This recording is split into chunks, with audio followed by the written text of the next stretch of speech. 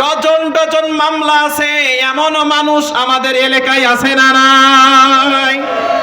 শুধু দলের ভিন্নতা থাকার কারণে, মতাদর্শের ভিন্নতা থাকার কারণে, আল্লাহ এবং তার রাসূলের আনুগত্য করার কারণে যারা ইসলাম কোরআন প্রেমিক, মানবতা প্রেমিক, সুখে দুঃখে মানুষের পাশে থাকতে চায়, এমন দলের সমর্থক হওয়ার কারণে মামলা ডজনের পরে ডজন হয়ে যায়। হাসতে হাসতে জেলে যায় আবার আসে, জেলে যায় আবার আসে, এরপরেও বাতিলের সাথে আপোষ করে না এমন মানুষ আছে না না? রাগ করলেন নাকি প্রিয় ভাইয়েরা?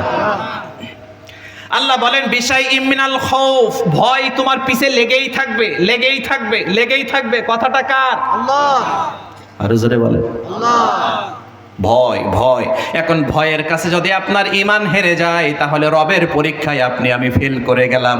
আর ফেল করলে তো জান্নাতের টিকিট মিলবে না।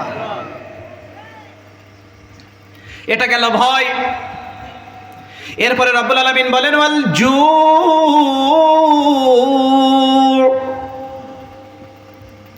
আমি আল্লাহ তোমাকে ক্ষুধা দিয়ে পরীক্ষা করব, তুমি 3 বেলা পেট পুরে খেতে পারবে না।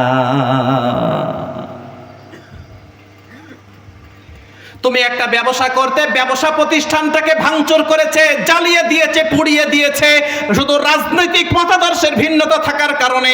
জোরে বলেন তো এমন জালেম আমাদের সমাজে আছে না না? দোকান বন্ধ কর, তুই দোকানদারি করতে পারবি না, শাটার নামিয়ে তালা লাগিয়ে দিয়েছে। আছে না নাই? জোরে বলেন।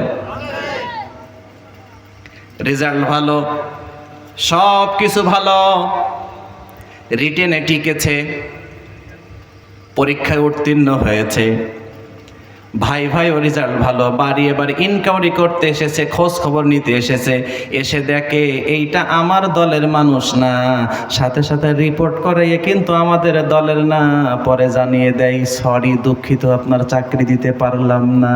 আছে না না?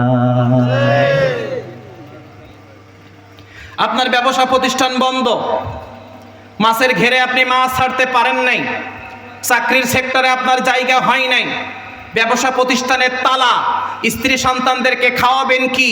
ক্ষুধা, ক্ষুধা, ক্ষুধা, অভাব, অনটন, এদিকে দিনা, ওদিকে ঋণ, এদিকে মানুষ টাকা চায়, এদিকে এই করে, এদিকে আল্লাহর পরীক্ষা, যাব কোথায়?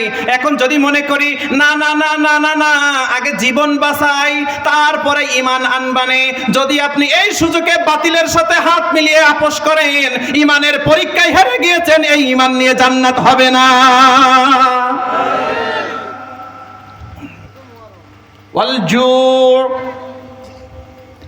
বিশ্বনবী সাল্লাল্লাহু আলাইহি ওয়াসাল্লাম আপনার চাইতে আমার চাইতে বেশি ক্ষুধার সম্মুখীন হয়েছেন। হয়েছেন নাকি হয় নাই? একটু বলি প্রিয় ভাইরা, বিশ্বনবী সাল্লাল্লাহু আলাইহি ওয়াসাল্লামের বাসায় দিনের পরে দিন, দিনের পরে দিন, দিনের পরে দিন চুলায় আগুন জ্বলতো না। বিশ্বনবীর 2টা প্রিয় খাবার ছিল, একটা হলো পানি আর একটা হলো খেজুর। এই 2টা খেয়ে তিনি শক্ত হাতে বলিষ্ঠ কণ্ঠে ইসলামের পক্ষে দাঁড়িয়েছেন, কখনো ক্ষুধার কাছে হার মেনে বাতিলের সাথে হাত মিলান নাই। আপনারা জানেন কত ক্ষুধা সহ্য করেছে, কত ক্ষুধা সহ্য করেছে। ওই যে খন্দকের যুদ্ধ, সাহাবীরা সব নিজে হাতে শাবল নিয়েছেন, কোদাল নিয়েছেন, মাটি খুঁড়তেছেন।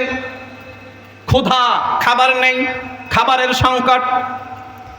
সাহাবীদের পেটে 2টা করে পাথর বাঁধা। বিশ্বনবী সাল্লাল্লাহু আলাইহি ওয়াসাল্লাম কেসে বললেন, ইয়া রাসূলুল্লাহ আর তো পারি না, ক্ষুধা। আছে না নাই? জোরে বলেন তো, ক্ষুধা লাগলে মিজাজটা ভালো নাকি খারাপ? আপনারা কি ঘুমাচ্ছেন? আছেন তো সবাই ইনশাআল্লাহ? রোজার মাসে দেখবেন সকালে মেজাজটা একরকম, দুপুরে আর একরকম, বিকালে আর একরকম, আসরের পরে যে যদি গন্ডগোল করার কারণ না পায়, নিজের বউ হাত থেকে বাঁচে না, এমন মানুষও।